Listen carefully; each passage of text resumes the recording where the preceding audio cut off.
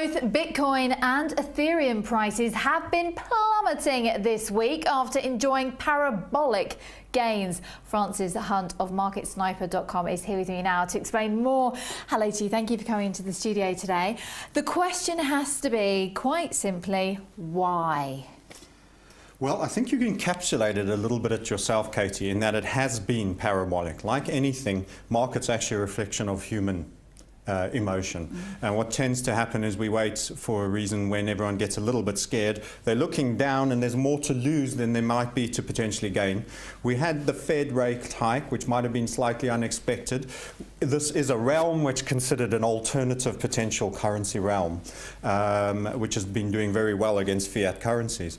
And we'd gone very parabolic. We stopped just shy of that 3,000 mark.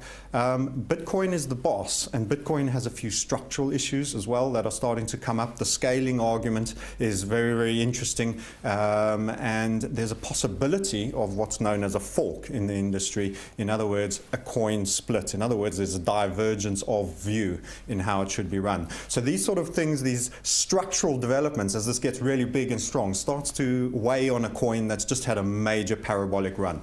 What's going to happen now then? Is this run going to continue, or do you think that it will recover somewhat? Absolutely. Very good question, by the way. As a technician and chartist as well, we've seen on your chart, if you're going to be referring to it later, we've seen quite a decent hammer after what I'd call it a sort of 20 to 22% at its worst fall for Bitcoin. By referring to that, I would say that looks like we're getting a little bit of a bid. Other technicians that like to get really geeky, there's a kind of a very steep falling wedge, which we might be getting the little pop back up. So it looks like a rally for now.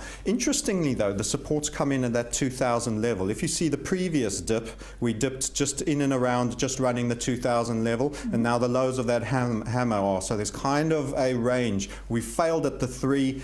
We've found support twice at the 2. So you've got that as a range. So if you've got range traders in your book, they might want to keep an eye on developments there as well. Ethereum. What do you do right now? Should you be diversifying into other digital currencies, or should you just be diversifying your portfolio? How do you play this? Very good question. How do I play this game? I think I take half a step back and I say, is this just a fad and is it going away, or is this really something that's here to stay and is going to expand? I'm in the latter camp.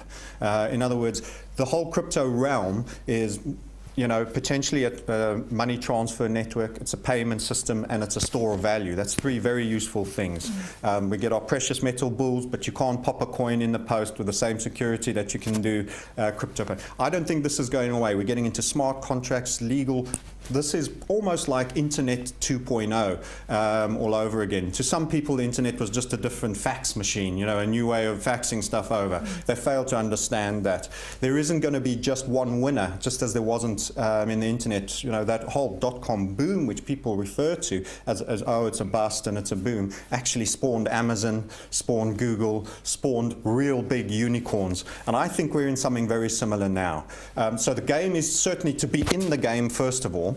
And then you tend to get almost a fork in strategies. You get what's known as the HODL crowd, which is the HODL, hold on for dear life. This just implies and plays to the fact that this is a really volatile asset class. Because it's expanding so quickly and abruptly, it defies belief at times, so there's hard sell-offs. The volatility measure is high. My personal feeling is that most traders should be exceedingly conservative with leverage.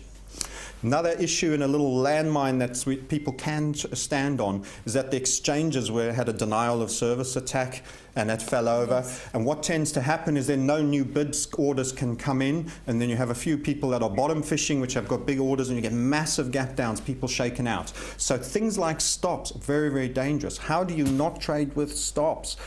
So you've just got to be completely deleveraged if there's not stops or they're exceptionally deep. So those are some of the booby traps. Stay in the game. My word on the street in the altcoin community that I'm around is that there's going to be potentially $1 trillion of fiat moving into the crypto market during 2018. So just imagine, as we're only on 100 billion market cap, the possible potential in that. Stay in the game. Don't get shaken out. And hold on for dear life, as she says. Hold on for dear life. All right, Francis Hunt, thank you very much indeed. Talking about Bitcoin today.